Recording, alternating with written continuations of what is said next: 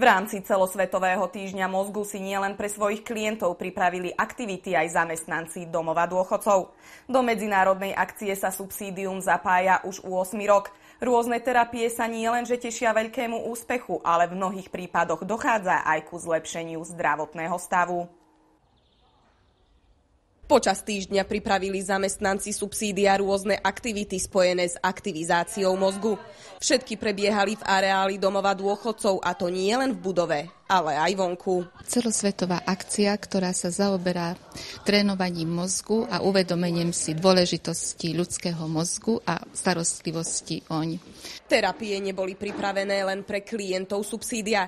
V rámci týždňa otvorených dverí sem mohla prísť aj široká verejnosť. Dôchodcov prišli povzbudiť aj príbuzní, ktorí sa do aktivít mohli zapojiť tiež. Pozvaní boli aj klienti iných zariadení. Pozývame partnerské organizácie, pozývame zariadenia sociálnych služieb a zapájame ich do našich aktivít. Nie len seniori sa mohli zapojiť aj do športových aktivít, tie si mohli vyskúšať aj imobilní klienti. Okrem športu mali zamestnanci pripravené aj terapie rôzneho druhu.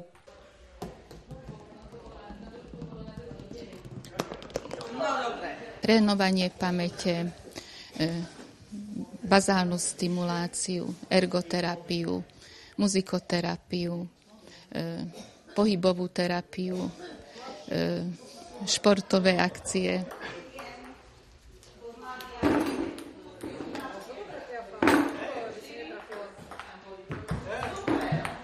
Najväčší úspech však mala nová športová hra Boča. Tu prišiel predviesť tréner zo Žiliny, ktorý sa jej venuje už viac ako 12 rokov. Na Slovensku tento druh športu veľmi známy nie je. Klienti subsídia však už Boču hrajú bez problémov.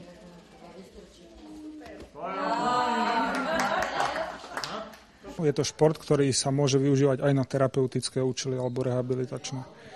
Takže v čom spočíva? No, ako je to veľmi jednoduchá hra, hádzanie loptičiek na cieľ. Boča je celosvetovo propagovaná skôr pre registrovaných športovcov. Dá sa však využiť aj ako terapia, čo uvítali najmä v subsídiu. Seniori boli naozaj súťaživí. Poďte, skúste ešte. To do nej. To je ono, výborne. Nejde tam až tak o fyzický výkon, aj keď aj ten je tam, pretože pre niektorých hráčov je už hodenie loptičky rukou veľkým výkonom a musia udržať pozíciu vo vozíku, musia sa natočiť a tak ďalej, ale hlavne teda musia aj trošku premýšľať, kam hodiť loptičku, koncentrovať sa. Je to aj veľmi motivujúci šport, pretože majú nejaký cieľ, vyhrať napríklad nad susedom z izby a podobne. Seniori si Boču obľúbili a hrať ju chcú aj bez profesionálneho trénera. Častokrát je teda táto hra v domove dôchodcov na dennom poriadku. Klienti to radi hrajú, personál mi potvrdzuje, že teda ich to baví, takže po tomto produkte je dopyt.